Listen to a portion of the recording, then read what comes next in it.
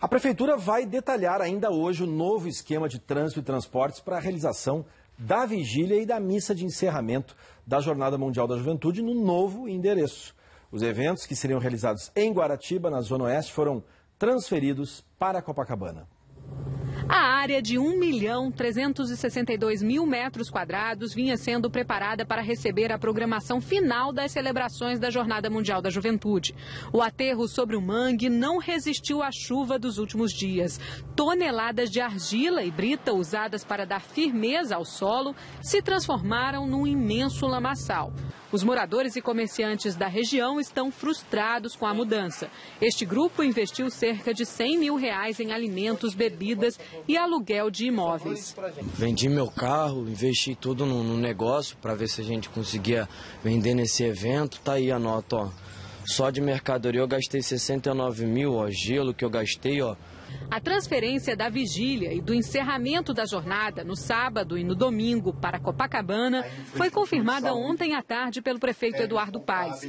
O comitê organizador local da jornada atendeu a um pedido da Secretaria Municipal de Saúde e dos bombeiros por conta do risco para a saúde dos peregrinos, que iam passar a noite num terreno úmido, sem possibilidade de saída. Estava prevista uma peregrinação saindo de 3 pontos diferentes, caminhadas de cerca de 13 quilômetros. Com a mudança, a Prefeitura terá o desafio de reorganizar o deslocamento de transporte público dos peregrinos que estão perto de Guaratiba, distante 50 quilômetros de Copacabana. O prefeito Eduardo Paes afirmou que não gastou nada em recurso público no terreno em Guaratiba. Foram feitas obras no entorno, que, segundo ele, já estavam previstas. Esse não foi um erro, né? Nós identificamos uma área na cidade. Era uma decisão do comitê organizador de fazer 2 grandes eventos em 2 locais distintos. O poder público não aportou recursos ali.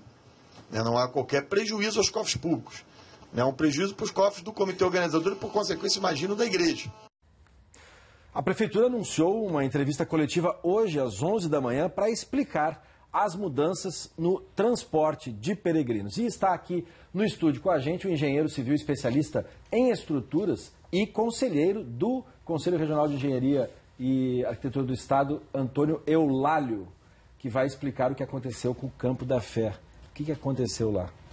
No meu entendimento, foram faltas de estudos geotécnicos, principalmente, né? E hidrológicos também. São os estudos que determinam o que você deve fazer para não dar esse tipo de problema. Quer dizer, faltou ir lá e ver o que tinha no terreno. Não, eles foram lá, mas só que o solo é uma grande camada de argila mole que tem que ser determinada a profundidade dela, as características desse tipo de argila, principalmente quando saturadas, que elas perdem a resistência. Dá para começar uma obra desse tamanho que a gente está vendo ali nas imagens sem esse estudo?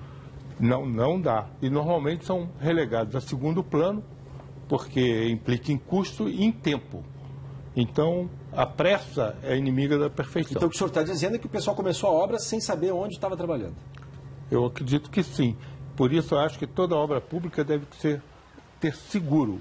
Que o seguro verificaria esse tipo de problema no início, no nascimento, e evitaria isso. Agora, só para explicar para as pessoas, esse terreno aí é uma novidade ou todo mundo já sabe que ele é assim? Esse terreno já é conhecido, que é a Baixada de Sepetiba, que é idêntica à Baixada de Jacarepaguá e outros tipos de baixada, que são grandes camadas de argila orgânica depositadas, são solos sedimentares. Né? E que quando cai chuva? E quando modificam as características de resistência. E isso é sabido, não precisa ser assim, um engenheiro muito experiente, mas para determinar a solução seria ter um especialista em geotecnia. Então não teve um especialista para ver que terreno era esse? Eu acredito que não, apesar de nós termos aqui no Rio de Janeiro excelentes engenheiros. Agora, essa chuva que caiu para aquela região ali, foi alguma coisa de muito diferente que aconteceu ou é isso mesmo que sempre acontece? Não, em julho é um período normalmente seco, mas já aconteceram chuvas e o engenheiro tem que sempre ter o histórico das chuvas e prever que pode chover. Então, se é esse tipo de solo, quando saturado, que aconteceu com as chuvas, ele modifica suas propriedades. E aí ele perde a resistência Mas foi pouca chuva, né? Foi chuva normal para o período. Mas... Porque comparado com os outros anos, a gente percebeu que até foi um pouco menos do que caiu no ano passado. Mas caiu constante, foram uns dias de chuva.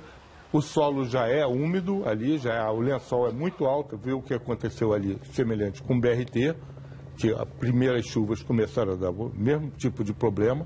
Então você tem que aumentar a resistência do solo, com várias soluções técnicas. O que dava para fazer ali? Ali tem várias soluções, desde você usar drenos verticais ou mantas geotextes, que você aumenta a resistência entre a camada de argila e a camada de aterro. Essa seria uma das soluções, que você está sobrecarregando. Quando você aterrou para fazer o nivelamento, você já sobrecarregou a camada de argila.